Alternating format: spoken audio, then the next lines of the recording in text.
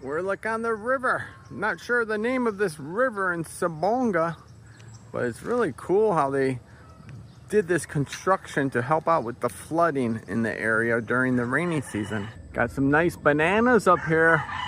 Maybe a few more, like another month, they'll be ripe and ready to be picked. Some mango trees over there along with some chickens. And we have some goats here along with some fresh water pipes that go across the river here. Kind of interesting. Goat having a good breakfast right here. And we're on the bridge right here. It's not the bridge on the river Kwai, but it's pretty interesting. The guy I talked to says the water gets up to that high during the rainy season. Very interesting. Then we have some workers here that are sifting through the rocks.